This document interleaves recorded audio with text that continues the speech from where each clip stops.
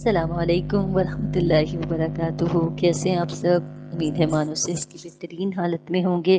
اللہ سے دعا ہے آپ کو اور آپ کے پیاروں کو اپنے حفظ و امان میں رکھیں، خیر قریب کے ساتھ رکھیں، اپنے دین کے کاموں کے لیے چن لیں۔ رب اشرح لی صدری ویسر لی امری واحلل عقدۃ من لسانی یفقہوا قولی ربی زدنی علما وتوفیقی عملا ربی یسر ولا تعسر وتمم بالخیر وبک نستعین یا ارحم الراحمین۔ آج جن صحابیہ کے بارے میں ہم پڑھیں گے، سیدہ ام علقمہ رضی اللہ عنہ۔ مدینہ منورہ کے ایک غریب گھرانے میں ایک بوڑھی عورت رہائش پذیر تھی، جن کے سر کے بال سیاہ اور سفید ملے جلے تھے۔ ان کو ام علقمہ کے نام سے پکارا جاتا تھا۔ وہ دین اسلام قبول کرنے کی سعادت حاصل کر چکی تھیں۔ وہ اللہ سبحانہ تعالیٰ کی شکر گزار تھیں کہ اللہ نے انہیں دین اسلام کی ہدایت سے سرفراز کیا۔ وہ اسلام کو اللہ تعالیٰ کی بہت بڑی نعمت سمجھتی تھیں، جس کے ذریعے سے اللہ تعالیٰ نے اپنے فضل و کرم سے انہیں جہنم کی آگ سے بچا لیا۔ لیکن وہاں ایک معاملہ ایسا بھی تھا کہ جس نے ام علقمہ کی زندگی کو گدلا کر کے رکھ دیا تھا، جس کی وجہ سے وہ ہر وقت رنج و الم اور حزن و ملال میں مبتلا رہتی۔ وہ معاملہ یہ تھا کہ ان کا بیٹا علقمہ ان کا فرما بردار نہ تھا۔ وہ اپنی بیوی کا اطاعت گزار تھا اور ماں کا نافرمان تھا۔ حالانکہ اسلام نے والدین کی فرما برداری کا حکم دیا ہے اور نافرمان بیٹوں کو برا بھلا کہا ہے۔ اب یہاں سے یہ سوال نکلتا ہے کہ وہ مسلمان بھی تھے، مگر وہ ان کا جھکاؤ اپنی بیوی کی طرف زیادہ تھا، جبکہ اسلام ہمیں ایک بیلنس لائف گزارنے کی تلقین کرتا ہے۔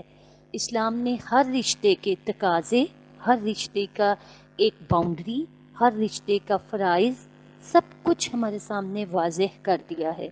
ایک بیٹے کا فرض ہے کہ وہ نہ صرف اپنے ماں باپ کی دیکھ بھال کرے بلکہ ان کی فرما برداری بھی کرے، یہاں تک کہ وہ اس کو شرک کا بس حکم دے تو پھر ان کی فرما برداری کرنا لازم نہیں ہے۔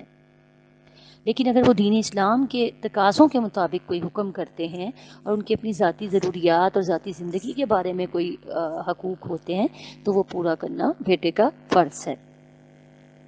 اب وہ کیا کرتے تھے کہ وہ جو تھے اپنی بیوی کے طرف زیادہ جھکاؤ تھا اور ماں کو جو ہے وہ فراموش انہوں نے کر دیا تھا۔ علقمہ نے اپنی والدہ کی نافرمانی کرتے ہوئے اپنے انجام پر غور کیا تھا، نہ اپنے برے انجام کے وہ منتظر تھے۔ دنیا کی رنگینیوں نے ان کو آخرت سے غافل کر دیا تھا اور انہوں نے اپنی ماں کے حقوق کو فراموش کر دیا تھا۔ کتنے ہی ایسے بچے ہیں جو اپنی کم عمری میں زندگی سے ہاتھ دھو بیٹھتے ہیں اور ان سے بڑی عمر والے زمین پر چلتے پھرتے ہیں۔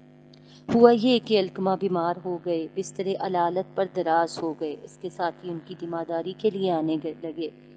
مرض آہستہ آہستہ بڑھتا گیا، نوبت یہاں تک پہنچ گئی کہ چند لمحوں کے مہمان دکھائی دینے لگے۔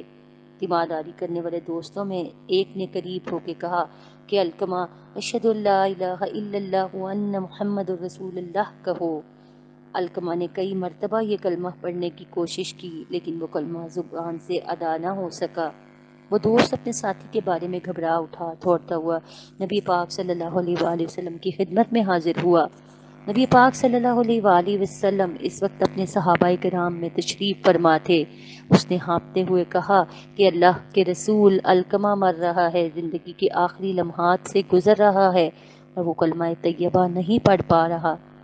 رسول پاک صلی اللہ علیہ وآلہ وسلم نے فرمایا، کیا وہ نماز پڑھتا تھا؟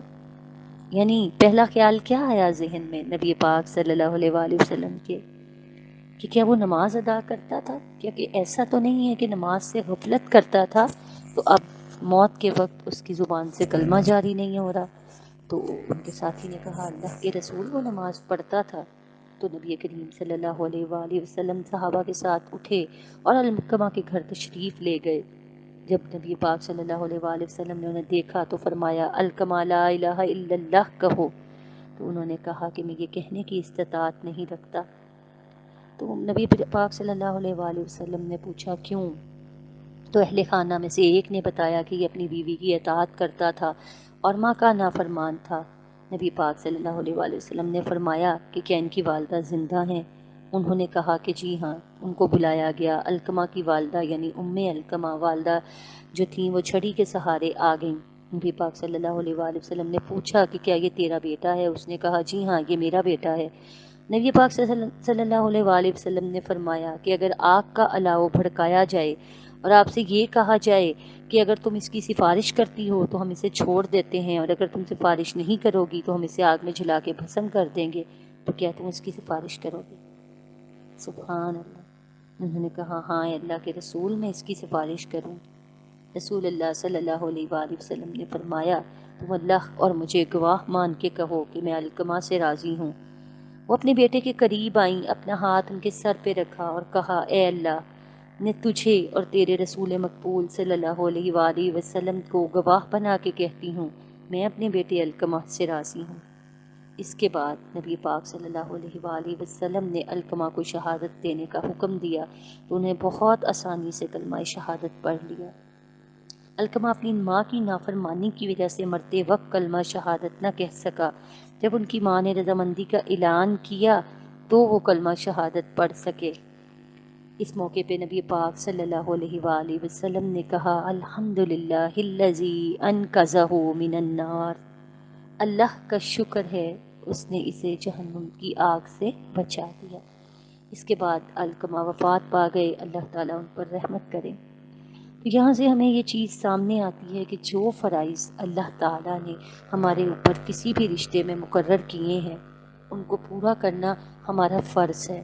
ہم اگر جان بوجھ کر پہلو دہی کریں گے، جان بوجھ کر روگردانی کریں گے تو اللہ تبارک تعالیٰ اس کے بارے میں ہم سے سوال بھی کریں گے اور اس کی کوئی بھی سزا دنیاوی بھی ہمیں مل سکتی ہے۔